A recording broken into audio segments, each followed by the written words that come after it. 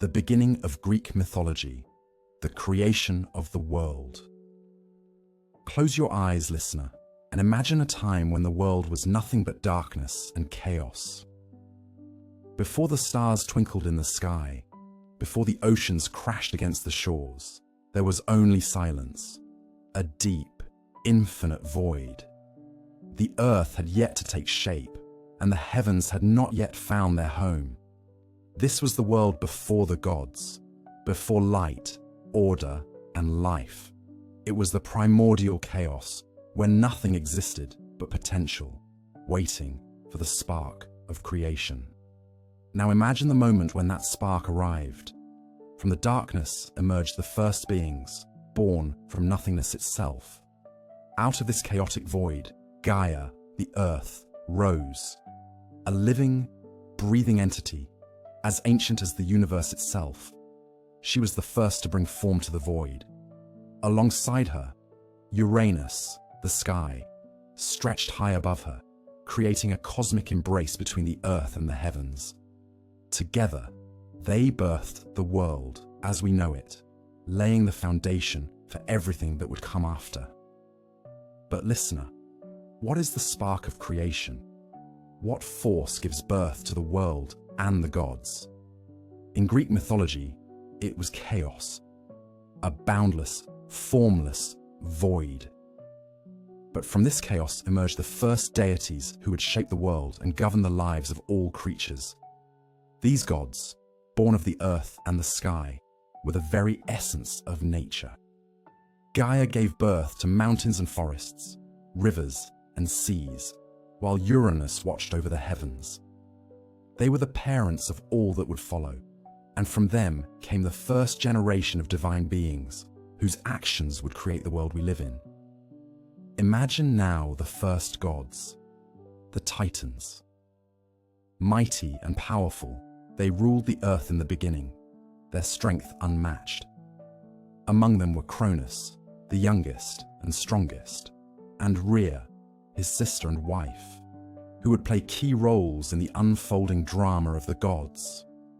But what does this story teach us, listener? Why, after all this time, do we still find ourselves drawn to these ancient myths? Perhaps it is because they remind us of our own origins, of how everything in life, from the smallest grain of sand to the vastest star, was once born from nothing. Chaos gave birth to order, and from that order, life emerged, not just in the form of gods, but in the stories we tell and the myths we live by. So, as we embark on this journey through Greek mythology, let's reflect on this question. How do the stories of the gods mirror our own lives? How does the creation of the world, with all its beauty and chaos, reflect the struggles we face in our own existence? The gods of Greece, like us, faced challenges, conflicts, and moments of great triumph. They were not just distant figures. They were part of a shared human experience. Their stories, with their passion, betrayal, and redemption, are not just tales of ancient times. They are stories of the human spirit. Now, as you listen, imagine the world before the gods, dark and silent, and then feel the first stirrings of life as Gaia and Uranus begin their eternal dance. This is where it all began. This is where the world and all the myths that follow took shape. Chapter 2. The Rise of the Titans. The power struggle begins. As the world slowly took form, so too did the divine drama unfold. Gaia, the earth, and Uranus, the sky, ruled the cosmos, but their reign was not without challenges. The earth, fertile and full of life, yearned for peace and stability, while the heavens, vast and ever-expanding, were a realm of power and control. It was in this cosmic tension that the first generation of gods, the Titans, emerged. These gods were not just beings of power, they were the very embodiment of the natural world, each one representing different forces of nature. Among the most powerful of the Titans was Cronus, the youngest son of Uranus and Gaia. Strong, ambitious, and driven by a desire to wield ultimate power, Cronus stood apart from his brothers and sisters. His hunger for control would lead him down a dark path, one that would shape the future of the gods and change the fate of the cosmos forever. His father, Uranus, had been a ruler of vast power, but his reign was not without cruelty. Uranus feared the potential of his children, and, in his paranoia, he imprisoned them deep within Gaia's womb, unwilling to allow them to see the light of day. This unjust act sparked a rebellion that would shape the course of the world.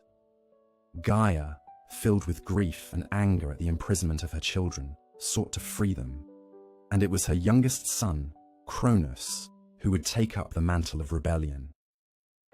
Picture the moment when Cronus, armed with a sickle forged by Gaia herself, stood before his father. The air was thick with tension, the weight of the moment pressing down on both father and son. With one swift, violent stroke, Cronus castrated Uranus, severing the power of the sky and sending his father into exile. The heavens trembled at the force of this act, and the earth below seemed to shift in response. But what does this act of rebellion truly signify, listener? What does it mean to overthrow not just a ruler, but a god? To challenge the very forces that govern the universe? It was not just an act of power, it was an assertion of agency, of control over one's own fate. Cronus, by overthrowing Uranus, sought to take control of the very cosmos that had been shaped by his father's reign. But in his victory, Cronus was not without his own consequences. Just as Uranus had feared his children, Cronus now feared that his own children would rise to challenge him in the same way.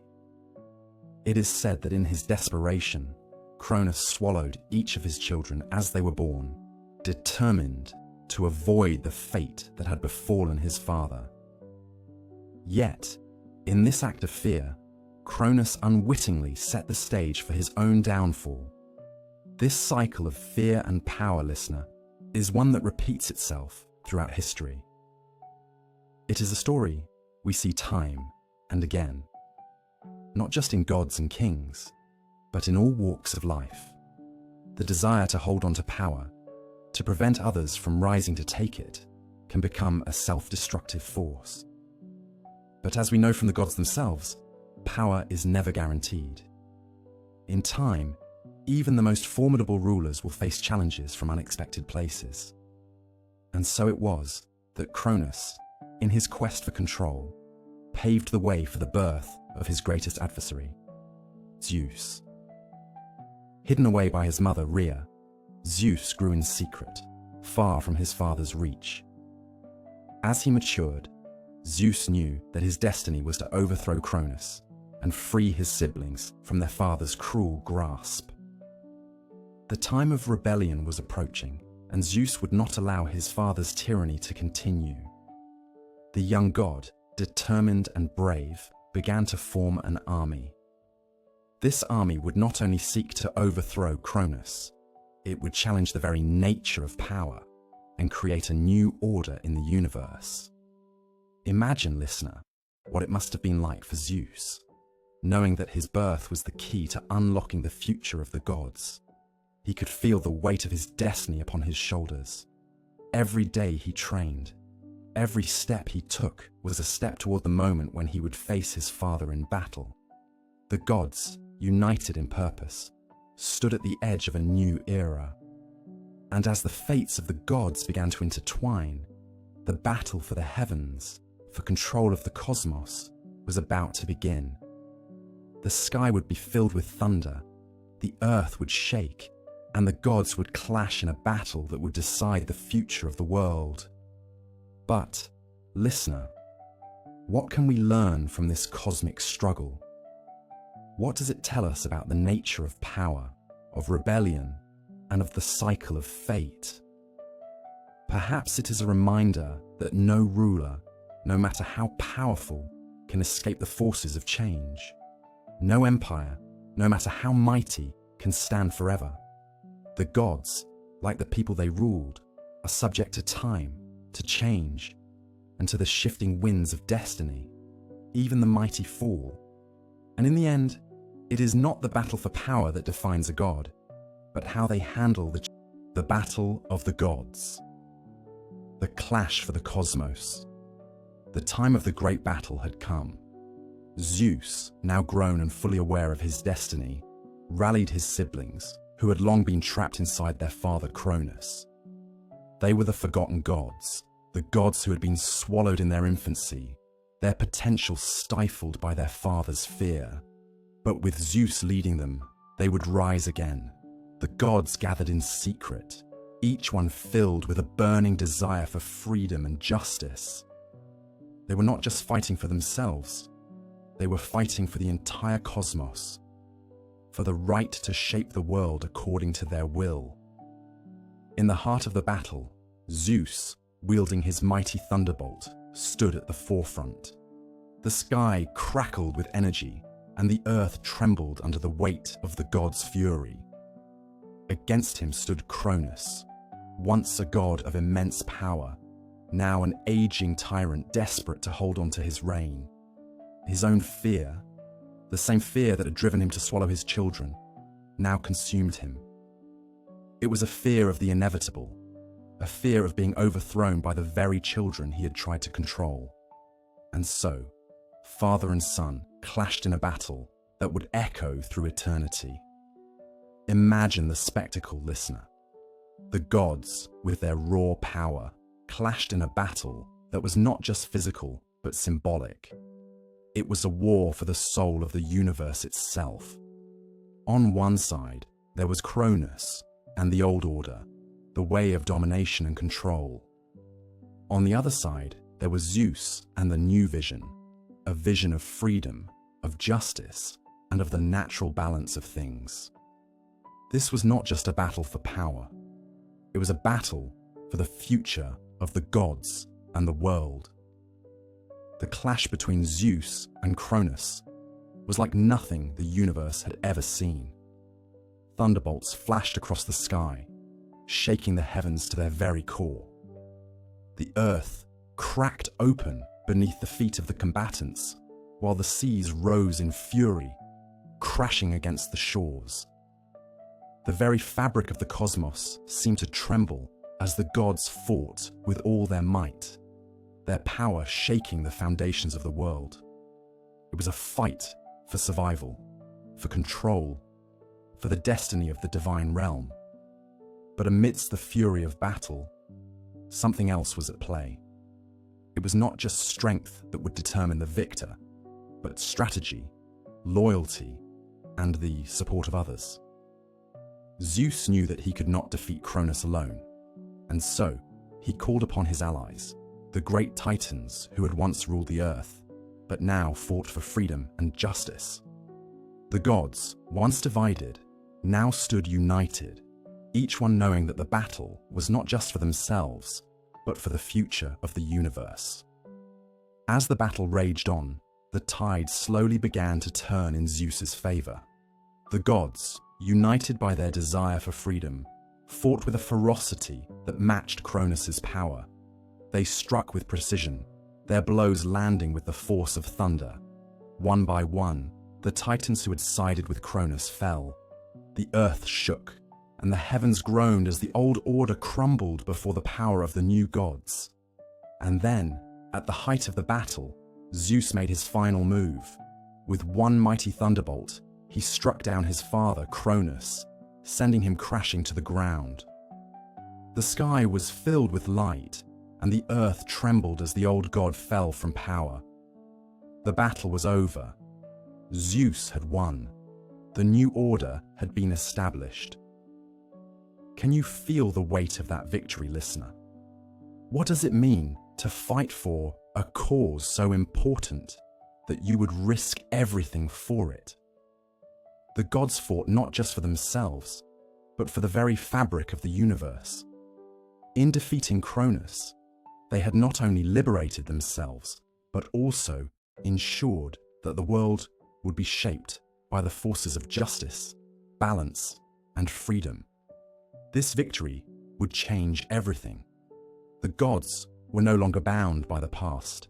They had forged a new future, one where they could rule with wisdom and fairness. But even in victory, there were lessons to be learned. The battle between Zeus and Cronus was not just about power. It was about the balance between freedom and control, destiny and choice. It was about understanding that true leadership comes not from domination, but from the ability to lead with wisdom, to inspire loyalty, and to make decisions that benefit all, not just a few. The fall of Cronus marked the beginning of a new era for the gods. The world was no longer ruled by fear and control, but by a new vision, a vision of hope, justice, and unity. The rise of Zeus, the reign of the Olympian gods. With the fall of Cronus, the world of the gods was forever changed. The Olympian gods, led by Zeus, now stood as the new rulers of the cosmos. But, as you might expect, the path to power is never smooth, listener. Even though Zeus had won the battle against his father, there were still challenges to overcome, both from within his own ranks and from the world beyond. The gods had fought for their freedom, but now they had to prove they were worthy of ruling the heavens and the earth.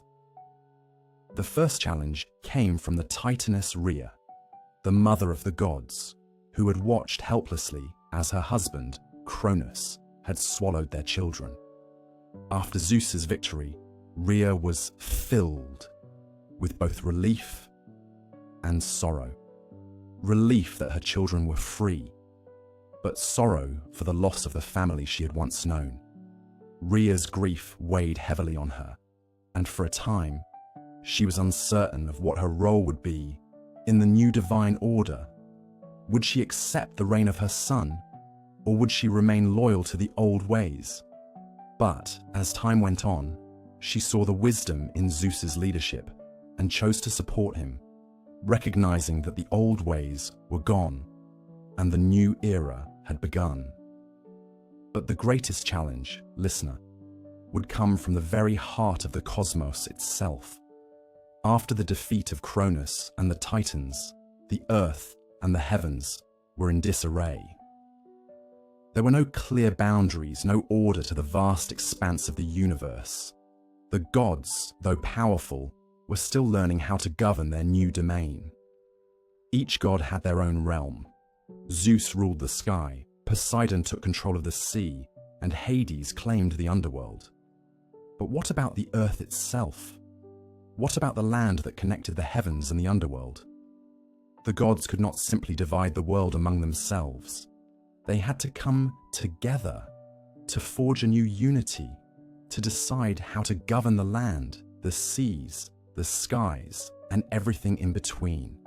And so, in a moment of deep reflection, Zeus called for a council of the gods, a meeting that would decide the future of the universe. The gods gathered at the foot of Mount Olympus, a sacred place that would become their eternal home. Zeus stood at the center, his gaze steady and firm, while the other gods listened attentively.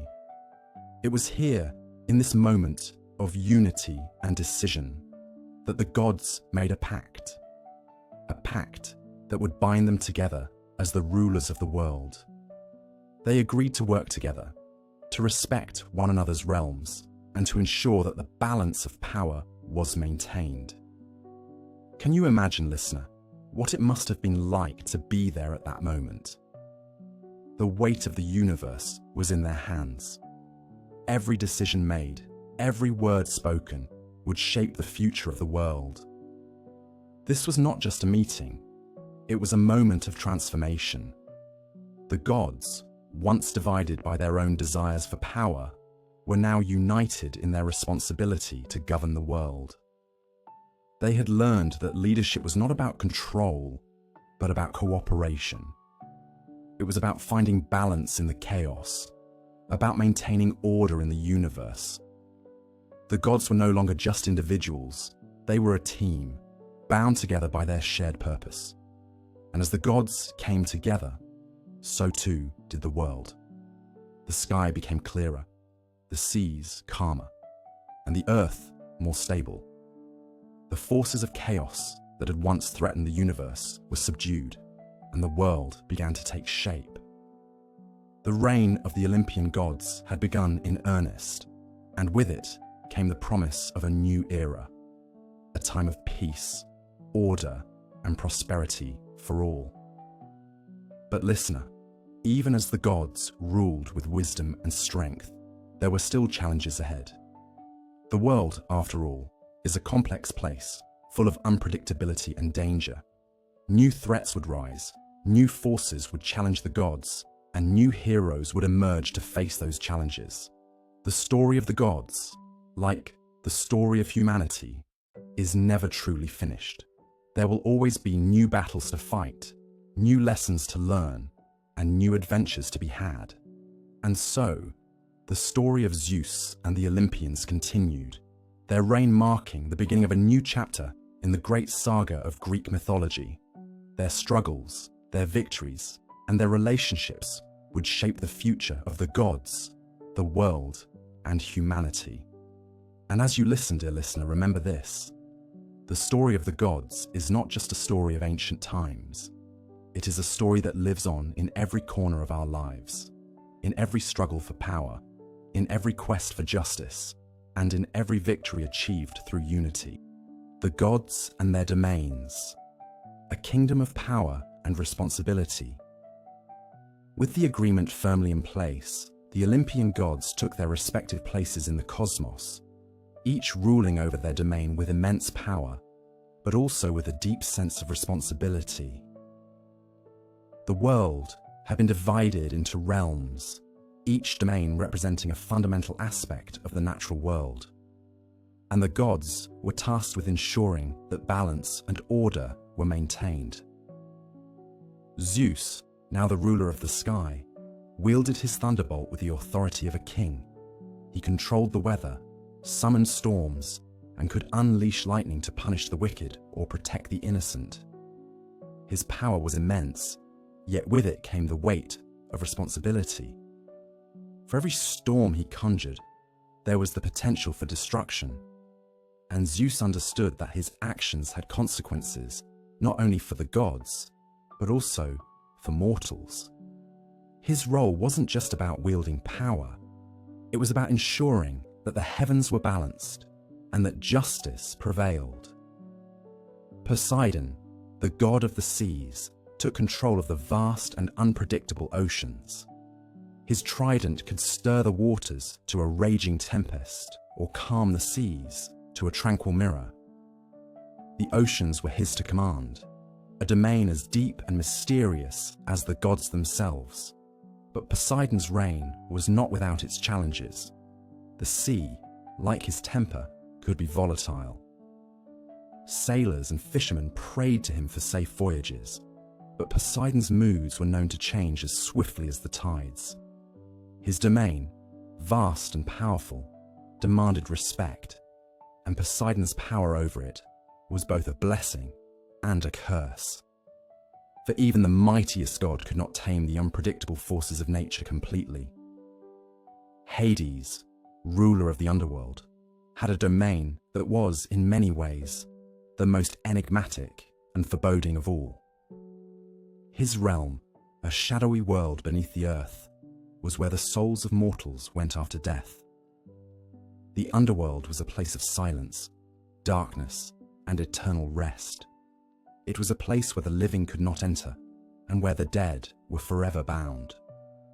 Despite his intimidating domain, Hades was not purely a god of death and punishment. He also governed the cycle of life and death, ensuring that souls were properly guided to their eternal resting places. Yet, even Hades could not escape the complexities of the world he ruled. His relationship with his wife, Persephone, who was abducted to the underworld and became his queen, reflected the nuanced dynamics of power and love within the divine realm. Persephone's return to the earth every spring, and her return to the underworld every autumn marked the changing seasons, a delicate balance between life and death. And what about the earth, listener? What of the fertile land, the fields of grain, and the creatures that roamed the land? These too were under the rule of the gods, but they were governed with a different kind of wisdom.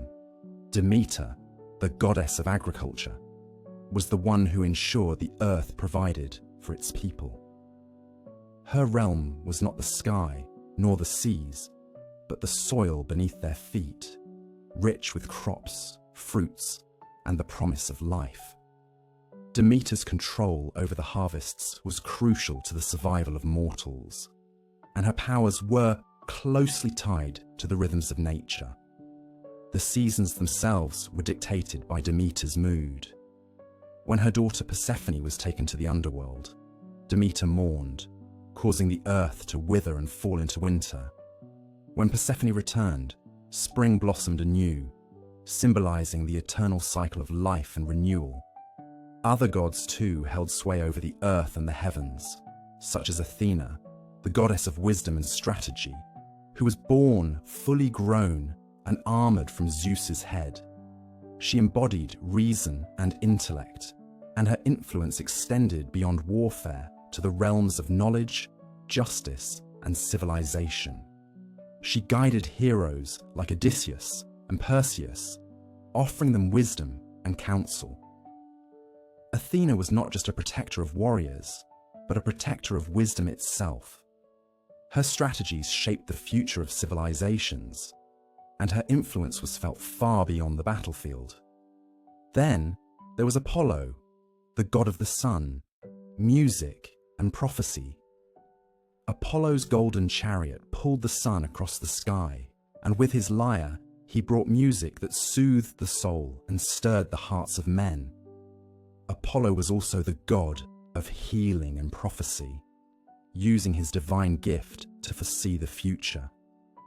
His twin sister, Artemis, the goddess of the moon and hunting, balanced Apollo's light with her quiet, protective presence in the wilderness. She ruled over the wilds and the creatures that lived there, ensuring the delicate balance between nature and humanity. Together, they represented the duality of light and darkness, of the known and the unknown. But despite the great power and responsibility held by these gods, listener, they were not infallible. The gods, like humans, struggled with their desires, emotions, and faults. Zeus, for all his wisdom, was often swayed by his desires, leading him to have many lovers and children outside of his marriage to Hera. Poseidon, despite his rule over the seas, was known for his anger and impulsiveness, often causing earthquakes and storms. Even Hades, the god of the underworld, was not immune to feelings of jealousy and love, as seen in his relationship with Persephone. The gods, though immortal and powerful, were not beyond the complexities of emotion and temptation, making them more relatable, in a way, to us mortals. As the gods ruled their realms, their stories intertwined with the lives of mortals, creating a complex web of fate and destiny. Their conflicts, desires, and decisions shaped the world, and their actions continue to echo through history. The Olympian gods were not just figures of worship, they were active participants in the great drama of life, guiding and shaping the world, for better or for worse. Chapter 6. The heroes of Greek mythology, mortals caught in the web of the gods. The gods of Mount Olympus were not the only ones who shaped the fate of the world. The mortals too had a part to play in the divine drama.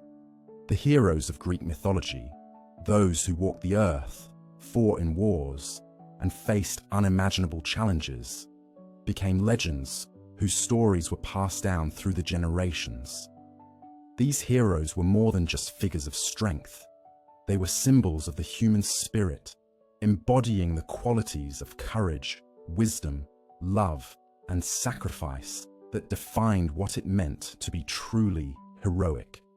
Let's return to Heracles for a moment. This mighty hero, born of Zeus and Alcmene, is remembered not only for his incredible strength, but for his unwavering perseverance in the face of insurmountable odds. Imagine, listener, a young Heracles, his strength unmatched by any mortal or god. Yet, despite his gifts, he faced the greatest challenge of all, himself. For every triumph he achieved, there was a personal cost. He was driven to complete his 12 labors, not for fame or glory, but for redemption. Each labor was a journey into the depths of his own soul, a test of his resilience, courage, and will to overcome his inner demons. But did he ever doubt himself? Was there ever a moment when the weight of his labors seemed too much to bear? Perhaps there were. Perhaps, like all heroes, Heracles grappled with fear, with doubt, with the very human desire to quit. But in the face of adversity, he rose again, each victory leading to the next, his legend growing with every step. Heracles teaches us that heroism is not just about defeating enemies, it is about facing our own weaknesses, our own fears, and continuing on despite them. Now, consider Achilles, a hero who represents a different kind of strength. Unlike Heracles, who fought to redeem himself, Achilles' story is one of pride and rage. Achilles was born with the promise of greatness. His mother Thetis dipped him in the river Styx to make him invulnerable, except for his heel. This small vulnerability would be his undoing. Imagine Achilles as the greatest warrior in the Trojan War, his skill unmatched by any other, his rage and pride driving him into battle after battle. Yet, despite his power, Achilles was not immune to the consequences of his actions. When Agamemnon, the leader of the Greek forces, dishonored him by taking his war prize, Briseis, Achilles withdrew from the war in a fit of rage. This decision, born of pride and wounded honor, would cost him dearly. Achilles' story is not just about victory in battle. It is about the consequences of unchecked emotions, about how pride and anger can blind us to the greater good. In the end, it was the death of his dear friend Patroclus that brought Achilles back to the battlefield, driven not by honor, but by grief and revenge. His vengeance led him to kill Hector, the Trojan hero, but even in this victory, there was no true joy. Achilles' story reminds us that even the greatest warriors, even the strongest heroes, can be undone by their own flaws and emotions.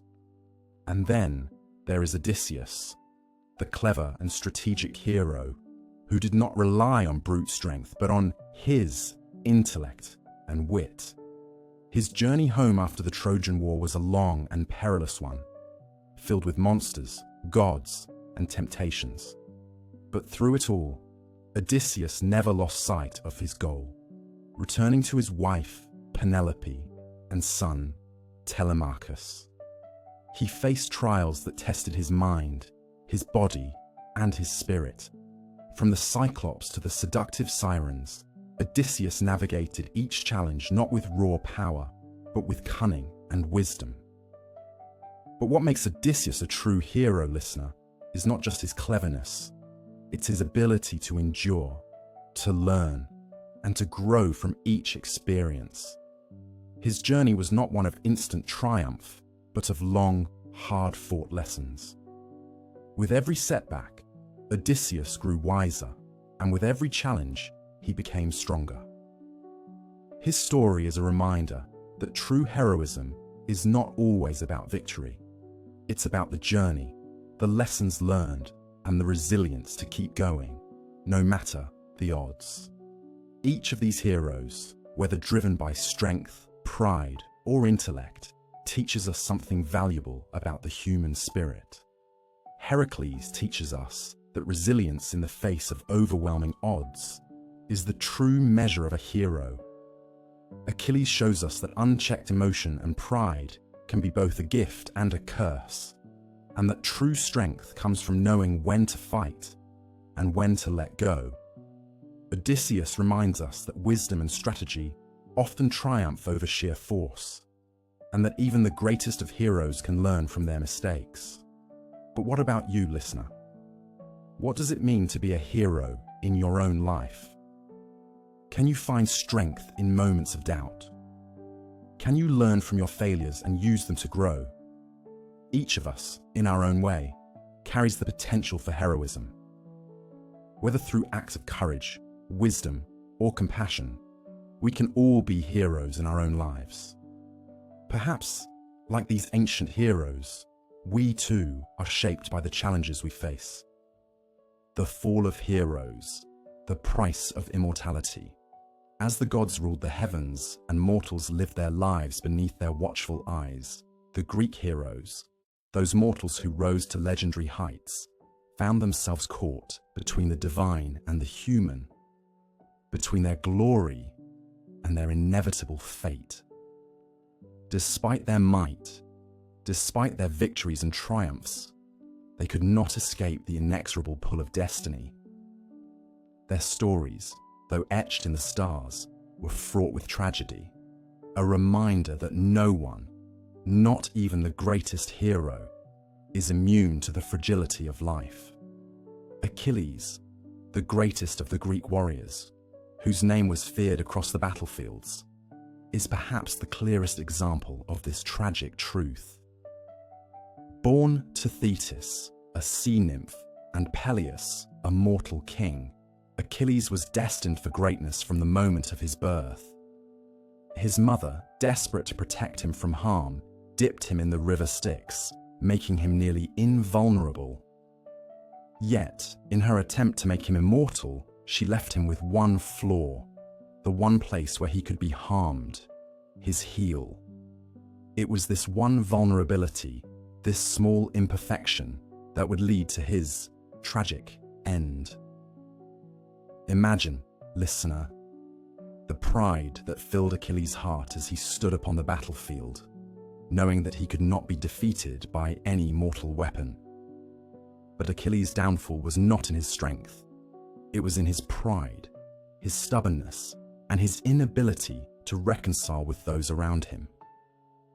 When Agamemnon, the leader of the Greek forces during the Trojan War, dishonored him by taking his war prize, Briseis, Achilles withdrew from the fight, consumed by rage. His pride led him to abandon his comrades, and this decision, this refusal to bend, would cost him dearly.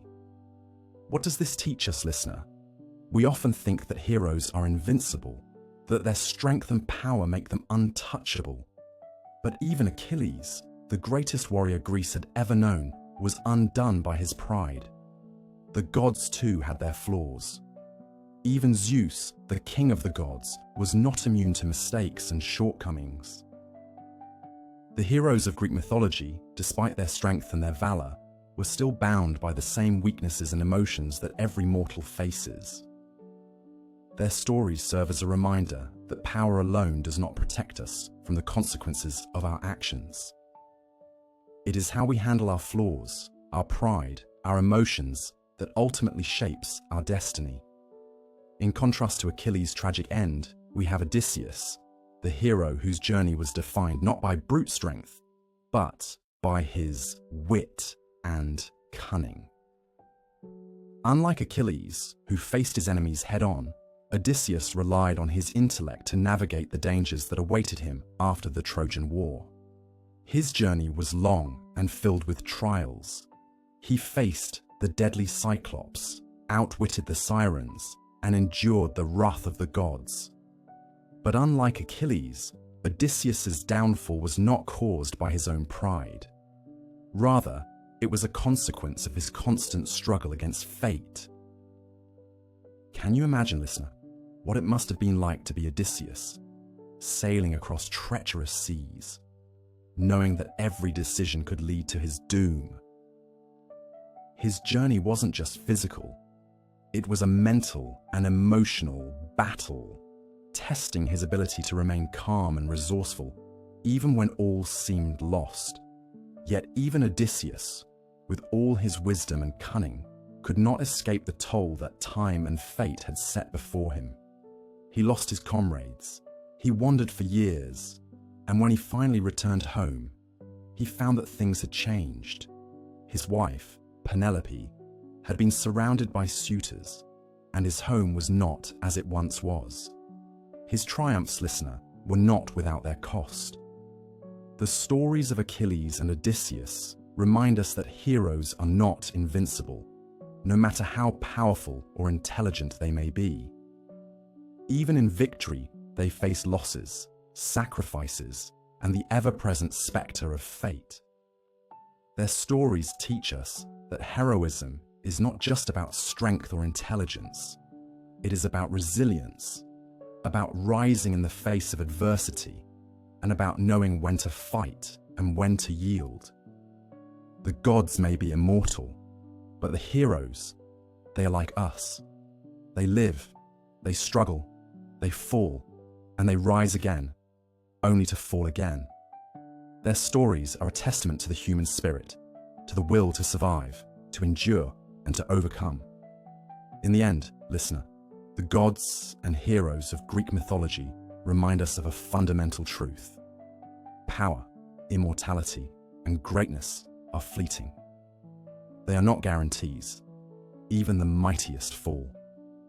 And even in their fall, there is something beautiful.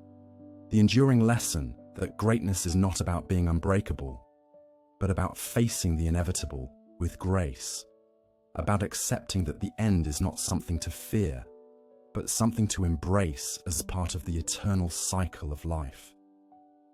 The gods may rule the heavens, and the heroes may shape the course of history, but in the end, all must face the same fate, the passage of time.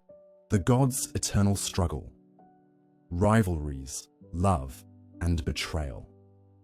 Though Zeus and the other Olympians had secured their dominance over the heavens, the world of the gods was far from peaceful. The gods were powerful, yes, but they were also complex beings, driven by passions, rivalries, and desires that mirrored the very human qualities of the mortals they ruled. Love, jealousy, vengeance, and betrayal were not just themes in the lives of mortals. They were woven into the very fabric of the divine realm. One of the most intense rivalries was that between Hera and Zeus, a relationship that would forever shape the course of Greek mythology. Hera, the queen of the gods, was deeply devoted to her husband Zeus, but her love for him was overshadowed by his numerous infidelities. Zeus, for all his wisdom and power, was a lover of many women, and his affairs caused Hera endless pain and anger. She sought to maintain her position as queen, but often found herself in a constant battle to keep her power within the family. The gods, in their immortal existence, were not immune to the trials of love and jealousy. Hera's jealousy led to many acts of vengeance, both against the women who caught Zeus's eye and against the children born from these unions. One of the most tragic tales born from this rivalry is the story of Heracles, Hercules, the mighty hero who was the son of Zeus and the mortal Alcmene. Hera, enraged by Zeus's infidelity, sought to punish Heracles from the moment he was born. She sent 2 serpents to kill him in his cradle, but the baby Heracles, even as an infant, displayed the strength that would later define his legendary life. Hera's vengeance did not end there, as she would later cause Heracles to commit horrific deeds, including the infamous 12 labors, tasks so difficult they seemed impossible. Yet Heracles, in his determination and strength, would overcome these trials, becoming one of the greatest heroes in Greek mythology, despite Hera's relentless efforts to destroy him. Now, let us pause and consider, listener, why do you think the gods, despite their immortality and immense power, are so prone to jealousy and rivalry? These gods, like mortals, were not just beings of unfeeling power. They were driven by deep emotions, and it was often these emotions that shaped the fate of the world.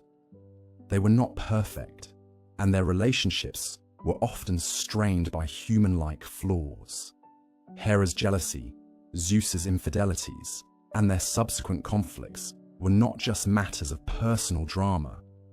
They were symbolic of the eternal struggle between love and power, loyalty and betrayal.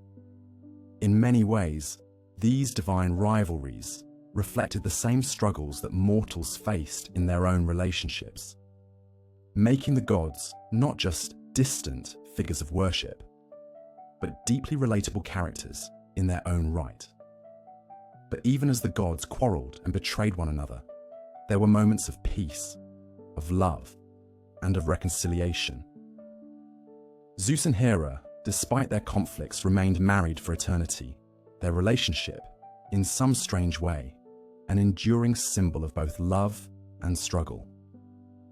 Even the mighty gods had to contend with the ups and downs of relationships, and their imperfections made them more human in the eyes of mortals. There were also moments of great love, like the relationship between Persephone and Hades. Persephone, the daughter of Demeter, was kidnapped by Hades and taken to the underworld, where she became his queen. Though her abduction was a terrible event, over time, Persephone grew to love Hades. She would spend part of the year in the underworld and part of the year with her mother on Earth, a cycle that gave rise to the changing seasons.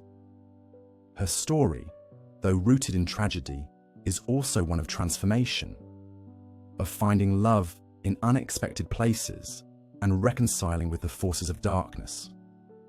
It reminds us, listener, that even in the depths of sorrow, there can be growth, love, and even joy.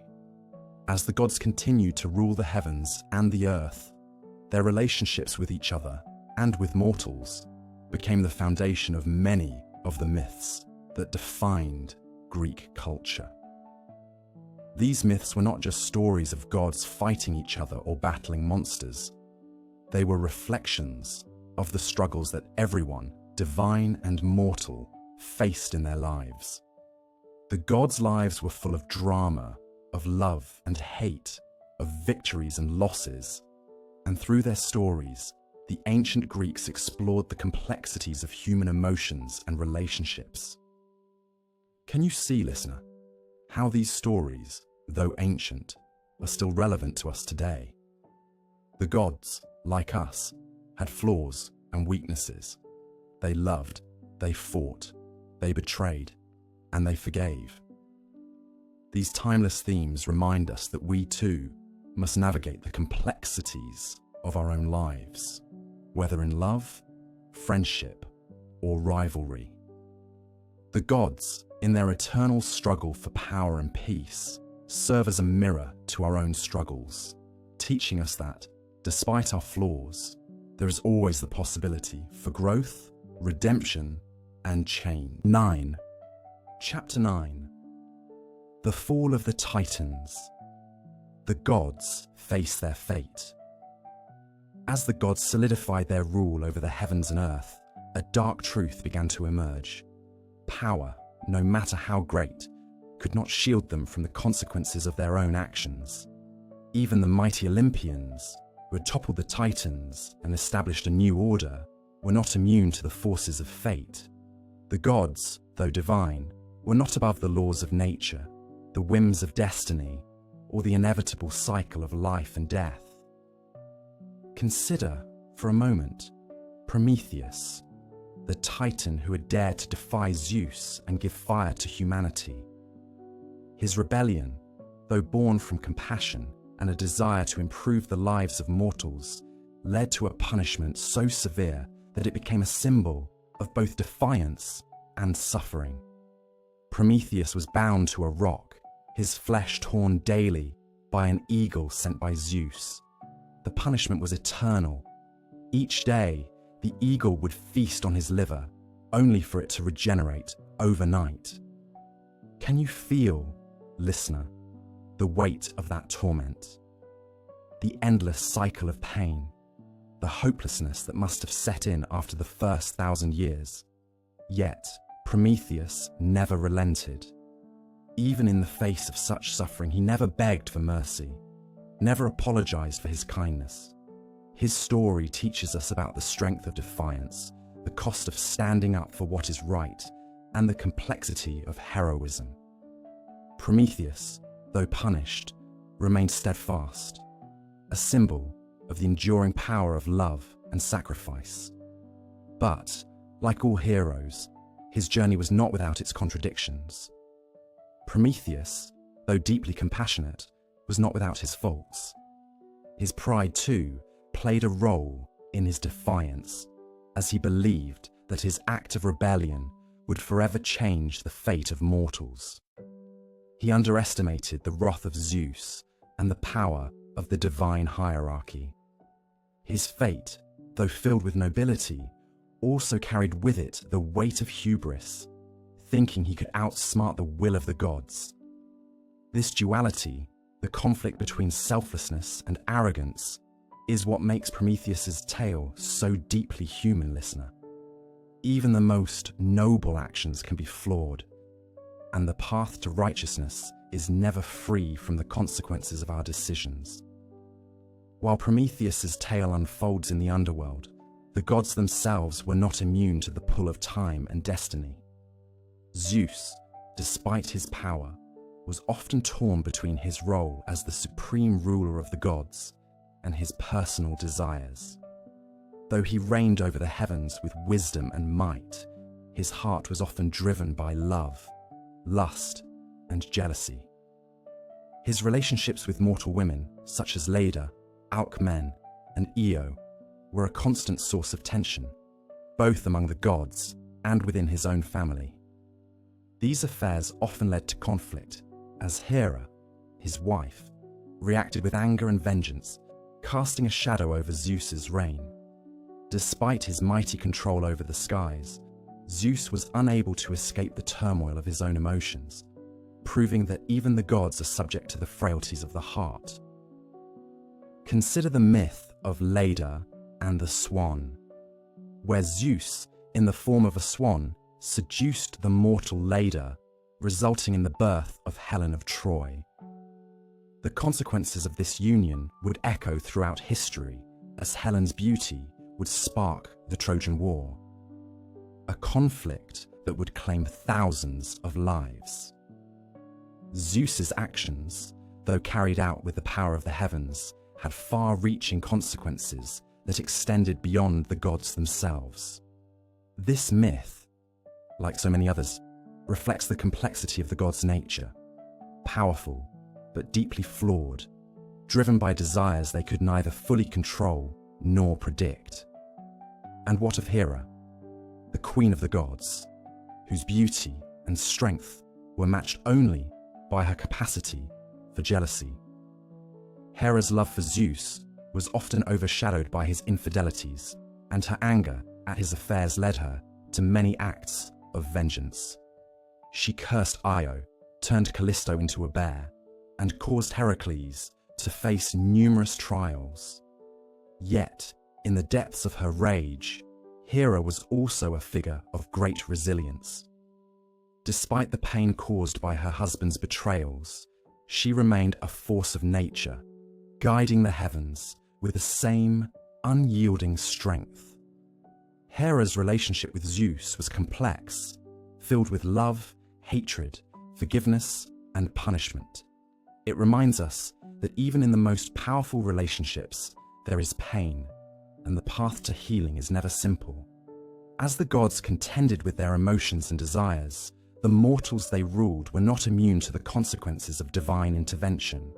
The gods, though far removed from the human world, shaped the lives of mortals in profound ways. Achilles, Odysseus, Perseus, and countless others were not just influenced by their own choices, but by the will of the gods.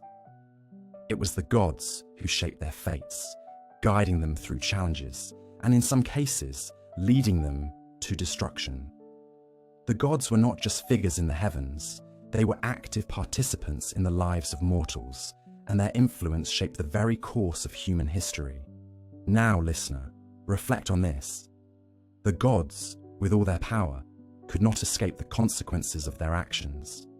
Even Zeus, the mighty ruler, had to face the fallout of his desires. Hera's jealousy and vengeance were not without cost, and even the mightiest heroes could be undone by their flaws. What does this tell us about power? About love? About the choices we make? Perhaps it is a reminder that, despite our strength, our wisdom, or our ambitions, we are all subject to the consequences of our actions. Even the gods, it seems, a new dawn, the rebuilding of Rome's spirit. As the centuries continued to unfold, the echoes of Rome's once great empire began to fade. The walls that had once stood as symbols of invincibility crumbled, and the lands once ruled by Roman law and order slipped into the hands of new kingdoms. Yet, even in the aftermath of Rome's political collapse, there was something indomitable in the spirit of the Roman people. What makes a civilization last, listener? Is it the grandeur of its monuments, the might of its armies, or the depth of its culture? Perhaps it is all of these, but most importantly, it is the legacy that survives through the collective memory of its people. Picture, if you will, the remnants of Rome's mighty civilization slowly transforming over time. What began as the vast empire, stretching from the cold winds of Britain to the sun-kissed shores of North Africa, now appeared fragmented. Yet within the ruins, something beautiful began to take shape. Communities that once lived in fear of invading tribes started to find ways to adapt and rebuild. They looked to the past, to the Roman ideals of law, order, and civic duty, and they began to incorporate those lessons into their new lives. Rome may have fallen, but its influence never left. What was left in its place? Not a void, but a world reshaped by Roman ideas. The early medieval kingdoms, though fractured and often at war with each other, inherited the Roman legacy. They adopted Roman law and culture, not just in a political sense, but in their everyday lives. They built new roads, established cities, and created systems of government based on Roman principles. In this way, the seed of Rome's greatness continued to grow, even if it had taken on new forms. And perhaps that is the most enduring lesson of Rome, listener. It is not enough to simply conquer and dominate. True greatness is about creating something that endures, something that lives on in the hearts and minds of those who follow. The collapse of Rome's empire was not an end, but a transition into something different, something new. From the ashes of the fallen empire arose the foundations of what would become Europe's medieval kingdoms, and eventually the modern nations that we know today. But there's more to this story. Have you ever wondered how empires shape the people who live within them, listener? How does a civilization's spirit survive long after its borders have dissolved? The answer lies in the values and ideas that were instilled in the people who lived under its rule. The Romans were not just builders of walls and roads, they were builders of thought. They gave the world ideas about governance, citizenship, justice, and duty. These ideals did not die with the collapse of the empire. They lived on in the people who had been touched by them. Through the Christian Church, these Roman ideals were carried into the medieval period. The Church, with its organization, its laws, and its sense of duty to serve the people, mirrored many of the same principles that Rome had espoused. It was the Church that preserved much of Roman knowledge, literature, philosophy, and law during the Dark Ages. Monasteries became centers of learning where Roman texts were copied, and new generations learned the lessons of Rome's greatness. Even as new powers rose, it was often the clergy who acted as the keepers of Roman heritage, ensuring that the wisdom of the past was not forgotten. Imagine, listener, how it must have felt to live in this time, when the spirit of Rome was a distant memory, but its influence was still felt every day. The new kingdoms may have looked very different from the Roman Empire, but beneath the surface, they were still governed by Roman ideas. The laws of Rome continued to guide the people, even if they didn't realize it. Roman architecture inspired new churches and public buildings. Roman engineering principles were applied to new roads and aqueducts. And the Roman concept of citizenship, being part of a larger whole, contributing to the common good, was passed down, even in the most turbulent times. And as these new kingdoms grew, they began to see themselves as heirs to the Roman legacy. They were no longer simply kingdoms. They were the new Rome, the heirs to the empire's vision. The Holy Roman Empire, for example, was founded with the intent to revive the glory of ancient Rome. The Roman ideal of a unified Christian empire was reborn in the West, with emperors like Charlemagne seeing themselves as the rightful heirs of Rome. Though the Holy Roman Empire was not a direct continuation of the Roman Empire, it carried many of the same values and ideas. The very concept of empire, of uniting diverse peoples under one government, was something that Rome had pioneered, and its legacy would shape Europe for centuries to come. Yet, even as the Roman Empire continued to influence the world, there was something bittersweet about it. The empire itself was gone, but the ideals that Rome had championed were still very much alive. The fall of the Roman Empire was a moment of transition, not destruction. It marked the end of one era and the beginning of another, where the values and ideas of Rome would continue to influence the world in ways that its conquerors could never have predicted. Chapter 11. Rome's spirit lives on, from the Dark Ages to the Renaissance. The fall of Rome may have shattered the physical empire, but its influence did not vanish. As the centuries passed and the medieval world rose from the ashes of antiquity, the spirit of Rome lived on. It's said that when the Roman Empire fell, the world was plunged into the Dark Ages, a time when knowledge and culture seemed to vanish. But was this truly the case, listener? Or did the light of Roman learning flicker, dim, but never go out? Picture the landscape of Europe in the centuries after Rome's fall. Small kingdoms and warring tribes, isolated from one another by time and geography. It seems hard to believe that something as grand as Rome could have had any lasting impact in such a fragmented world. Yet even in this chaotic period, the ideas of Rome began to take root again. Roman law, Roman philosophy, and Roman ideals were not forgotten. They were preserved, protected, and nurtured by those who valued the wisdom of the past. Monasteries became the intellectual havens of Europe. Hidden in remote valleys and perched on mountaintops, these monasteries were the centers of learning, where monks painstakingly copied Roman manuscripts by hand. They preserved the works of Virgil, Cicero, and Aristotle, ensuring that the knowledge of the ancients would survive the chaos of the Middle Ages. These monks were the silent keepers of Rome's intellectual legacy, carrying the torch of Roman thought through the darkest times. But the rebirth of Roman influence did not come without challenges. As the medieval kingdoms grew, new ideologies emerged that sought to replace or reinterpret the Roman vision. Christianity, which had flourished under Roman rule, became the dominant force in Europe, but it was not just a spiritual force. Christianity carried within it the seeds of Roman culture and governance.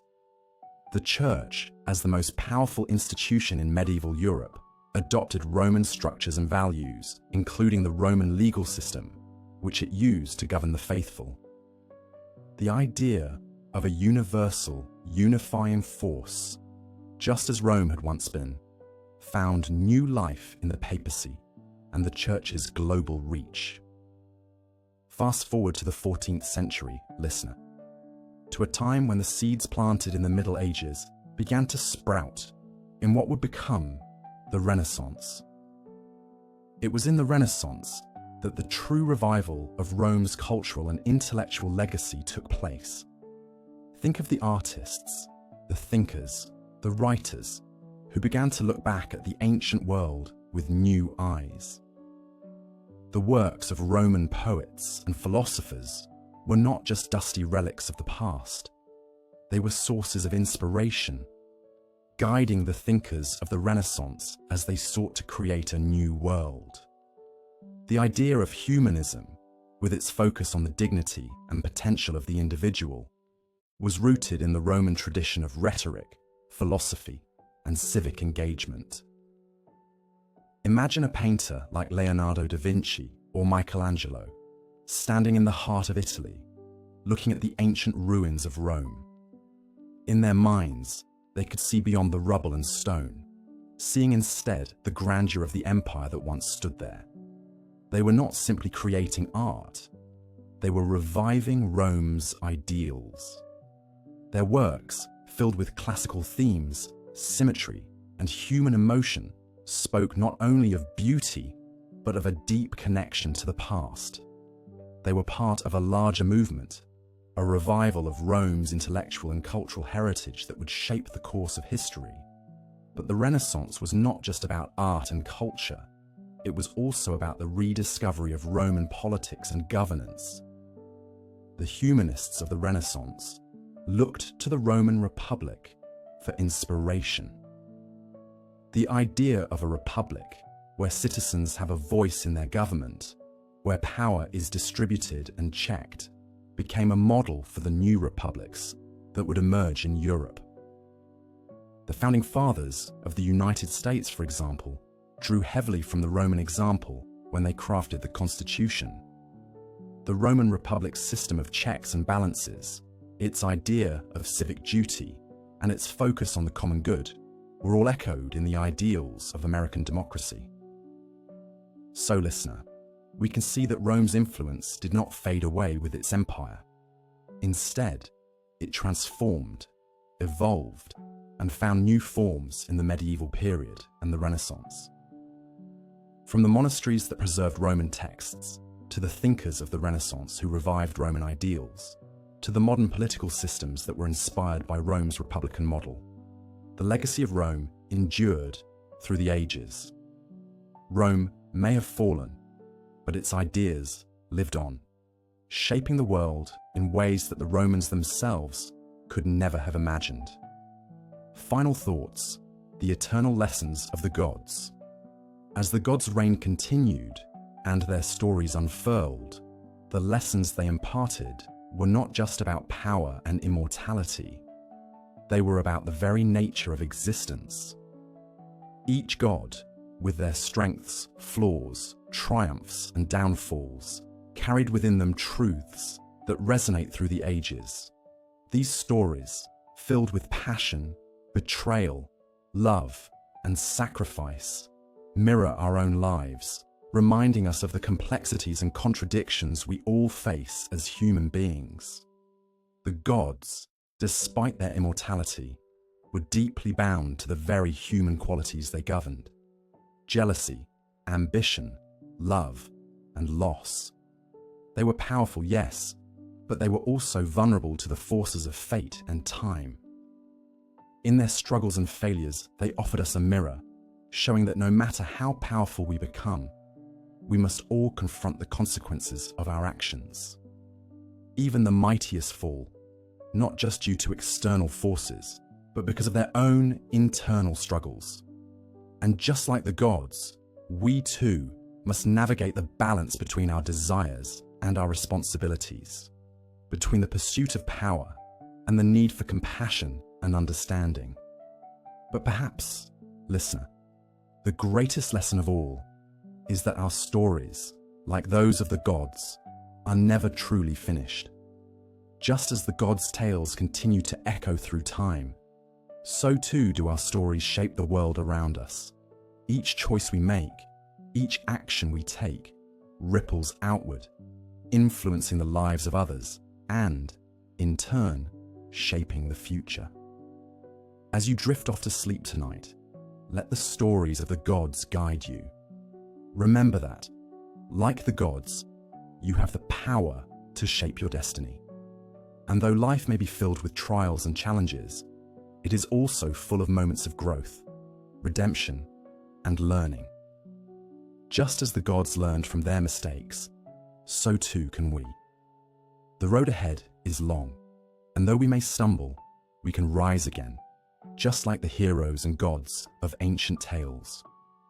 Sleep now, dear listener, and let the wisdom of the gods and the lessons of the past fill your dreams. Let the stars above remind you that, like the gods, you are part of something much larger than yourself, an eternal cycle of life, learning, and transformation. Good night, and may your dreams be filled with the time